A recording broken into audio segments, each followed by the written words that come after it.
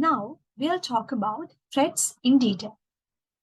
Vulnerabilities of system resources. What's a vulnerability? A flaw or a weakness in a system's design, implementation, or operation and management that can be exploited to violate the system's security policy. So, system security is in a threat if there's a vulnerability. So, if we consider these things as examples, when the resource is corrupted, it violates integrity. If the resource is leaky, it violates confidentiality. If the resource is unavailable, it violates availability. So the key objectives of security are at threat. Threats. Threat is a possible danger that might exploit a vulnerability. It represents a potential harm to the system resource. And there are two types of attacks that can happen: active attack and passive attack. Active attacks have negative effects on system resources. A passive attack makes use of the system information, but it doesn't affect the system. Threats to a system or data can result in the loss or in degradation of some or all the following commonly accepted security goals. As I've said earlier, security threats, cybersecurity threats attack the key objectives. They are threats to the key objectives of cybersecurity. The key objectives are integrity, availability, confidentiality, authenticity, and accountability. Then we'll talk about types of attacks. Exposure. The attacker obtains unauthorized knowledge of sensitive data. It loses confidentiality. Interception. The attacker gains access to data being transmitted in a communication network. It's a threat to communication devices and networks. Inference. The attacker gains information from analyzing the pattern or traffic in a network. Again, that's a problem. Your sensitive information can be in a threat if they have a pattern. And those attackers identify the patterns and the system information are at threats. Intrusion. The attacker gains unauthorized access to data after breaking the system's access control protection. So if the access control protection system is broken in a system, we won't be able to guarantee the integrity and many other key objectives. Who is a hacker? You may have heard the word hacker a lot of times. If you go through this, you will find different meanings for hacker. Let's go through these a little fast. A clever programmer capable of developing new programs and coding changes to existing programs to make them more efficient. So hacker is a clever one, right? A network professional that uses sophisticated programming skills to ensure that networks are not vulnerable to attack. There are good hackers as well. That's a different side, I guess. A person who tries to gain unauthorized access to devices on the internet.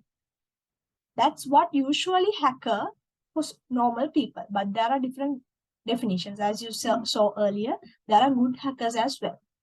Individuals who run programs to prevent or slow network access to a large number of users or corrupt or wipe out data on servers. Again, that's bad, right?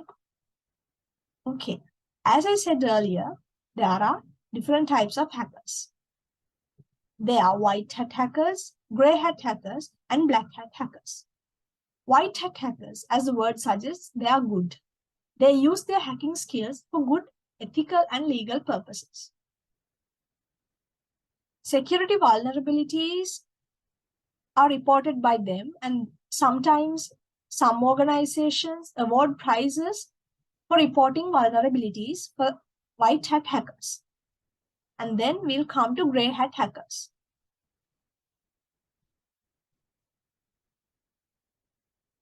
They do hacking for bad purposes, but they do not gain any personal things.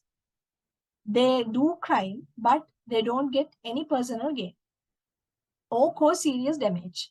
They might not cause serious damage because they are grey hat hackers. They are kind of good, not good. They are bad, but not that bad as black hat hackers.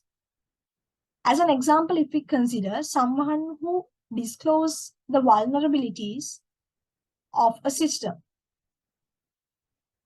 that person may publicize that vulnerability, which may give other hackers the opportunity to exploit it. So that's a bad thing, but he's not doing it directly. His contribution is indirectly causing bad on the system. Then the bad ones, black hat hackers. These are unethical criminals who violate computer and network security for personal gain or for malicious reason. Black hat hackers exploit vulnerabilities to compromise computer and network systems. Those are the different types of hackers. As you saw just now, there are white ones, black ones, and in between ones, those who don't get personal gains. Then we'll be talking about common cyber threats.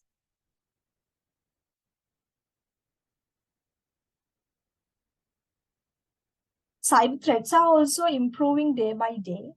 So we have to talk about existing ones and new coming ones. Malware. I hope you have heard this word, malware. Malware refers to malicious software. There are different types of malicious software. They can be worms, viruses, trojans, spyware. They can access our information in an unauthorized manner, and they can cause damage to our computers. A point to note is, malware attacks are increasingly fileless and designed to get around familiar detection methods. So malware has gone a step up, and they cannot be further detected. They cannot be detected anymore with antivirus tools that scan for malicious file attachments. They have become fileless. Next, ransomware.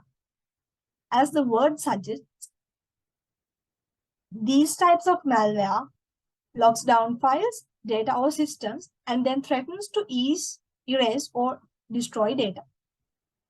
Or they will threaten to make private or sensitive data to the public unless the ransom is paid. Usually this happens with governments very easily. There can be other places as well, but state and local governments are usually targets of ransomware. Phishing or social engineering. Phishing is a form of social engineering that tricks users into providing their own personal information or sensitive information. Usually, you are asked to not provide your sensitive information, such as credit card credentials.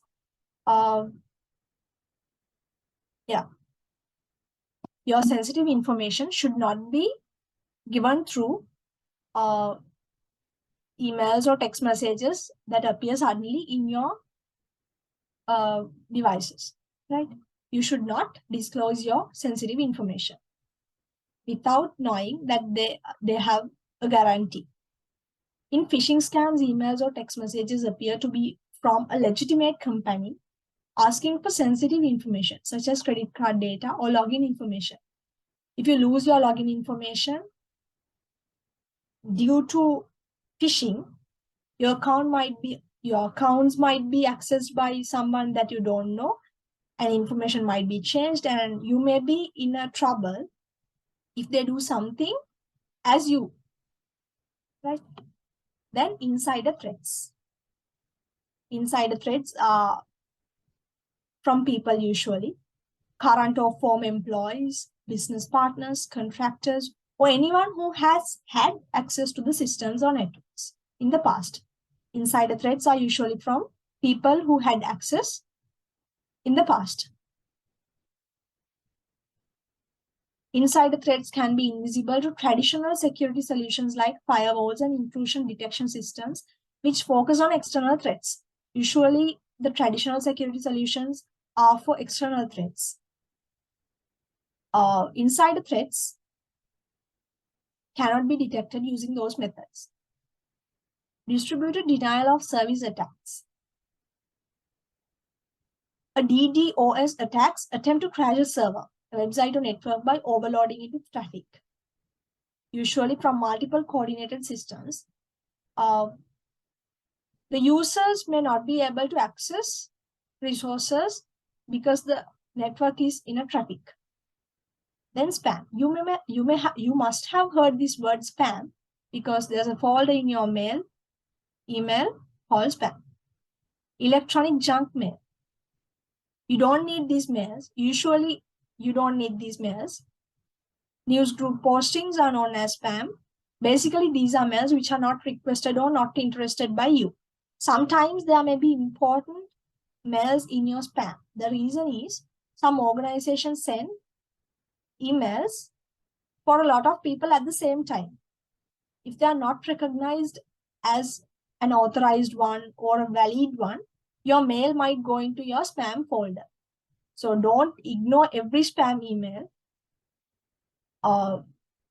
There can be important emails inside your spam, but don't download anything from your spam. Before downloading, make sure that the sender is a valid one.